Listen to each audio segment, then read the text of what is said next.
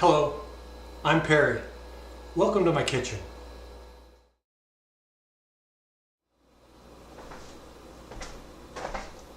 Hi guys, this is Perry in real time. Got the jacquard out and I'm going to do a top sirloin. I don't have a script and I might stumble, but this is the jacquard. It's got a cover on it. Excuse me, this spring is rather strong. And so I do apply a certain amount of force as I jacquard. I'm not doing it hard enough that I think that I might harm the tips of the blades on this plastic or composite cutting board. I'm going to give it a few passes because this is a tougher cut than meat. Flip it, do the other side.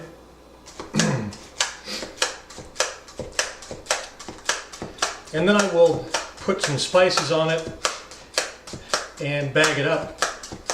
And I'll show you a little bit of that too as we prepare to sous vide this at 131 degrees.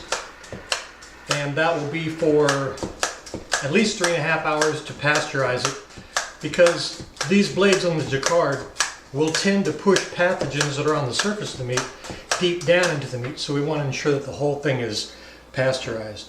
That felt like a pretty good treatment. I know I did several passes on that. Maybe I overdid. I don't know.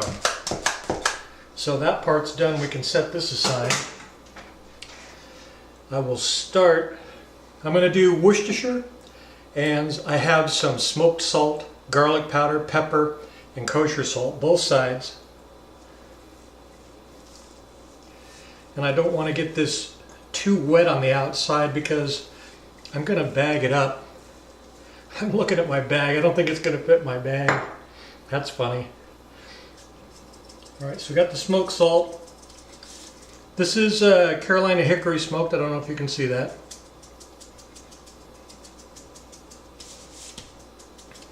I like to put the liquid on first, then just kind of watch my spices and pat them in. A gloved hand for the dirty hand, ungloved for the clean hand. A little garlic powder.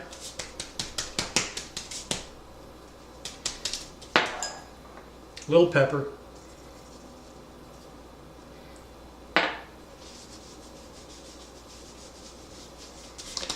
We'll do the same thing for the other side. Sous vide is warming right now. I'm using an Anova. I've got it set for 131. It's already at 129. So it's coming right along. Again, Worcestershire, pat it in. All the holes created by the jacquard should help take up some of that liquid. But when you get to the vacuum sealing, it's going to draw the liquid out, so I'm going to use a low setting and the moist setting in order to get the most gentle pull that I can on the vacuum to prevent the juices from coming up. Now, somebody has probably already noticed that I'm not using fish sauce. I've been using fish sauce on all my sous vide beef cooks, probably about 5 or 6 of them. And I just decided that I'm a little bit tired of that fish sauce taste. I wanted to go with just the Worcestershire for, I don't know, the kind of the anchovy flavor. Maybe a little kosher salt on this side. You'll think that's too much salt, but I don't know, the way my wife and I prefer our beef, it doesn't seem to taste that salty, and it still ends up needing salt, which is good. It's better to err on the side of less rather than more. Okay, allow me to pause this, and I'm going to see if my bag is going to work, because this is very wide. I may have to squeeze this thing in a little bit and then try and get it into the bag. Okay, I've got the camera backed up. You can see I've got a rack here with a bag with the top of it folded over. Those folded over edges, I shouldn't have touched it right there. Those folded over edges fit right over this railing real nice, if you want to call it a railing. I'm going to see if I can't get this guy to cooperate. Oh, look at that. He's going to cooperate on the first try. How about that? Okay, I'm going to turn off the camera, unglove my hands, clean off the edges here to make sure that I just got anywhere I touched there for the purposes of taking this video. I'll bring the edges up and I'll show you how I vacuum. All right, we're back, and my intention is to show you now how I vacuum seal the bag. You can see that the meat is in there, got it in there fairly nice, with a nice bit of head space here so I can see if the liquid begins to come up.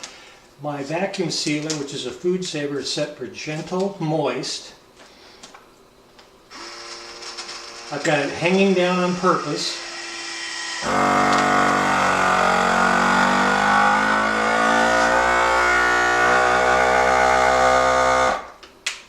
Okay, there wasn't a lot of migration because there was very little Worcestershire on the surface. The migration only came up about this high, maybe a half an inch. Gravity helped me, that's why I dangle it off of here like this.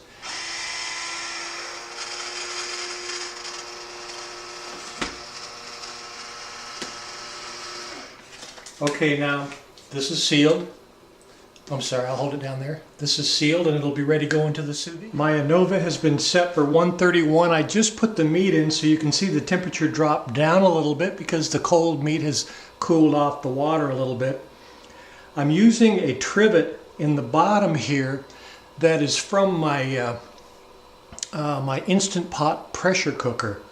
It has a couple of handles on the side.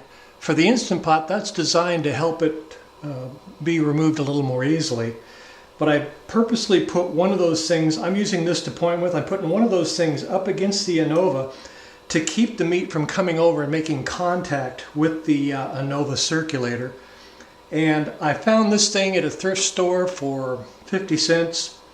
And it's just made out of metal. I don't think it's stainless steel, but it's something that doesn't rust. And even though the bag is okay and underwater, I like to have it all the way down in case later on while I'm distracted and it's cooking away for 3.5, 4 hours, if it decides to form some air pockets, that it won't come to the surface. So I just use this. It's a nice little tool to keep my hands out of the hot water, to keep from, you know, getting them it's not really scalding at 131, but it doesn't feel comfortable. So I can use that to manipulate things, then drop it down on top of the meat, and that's going to hold it down. And some of you have seen this before, but I got a lid that came with my Rubbermaid container here, and I used a bandsaw to cut out the cutaway. And I did it in a straight U shape so that I didn't have to move the circulator at all. This fits in very close, probably about maybe a little over 1/8 of an inch of clearance, which is nice. A little bit of gaps back here. But this will help keep the water in, keep it from evaporating away, and help keep the heat in. Ideally, we would like to insulate this all the way around. I do have it on a folded towel to keep it from the temperature from wicking away from the bottom because of the countertop, or for discoloration of the countertop. Thank you for watching.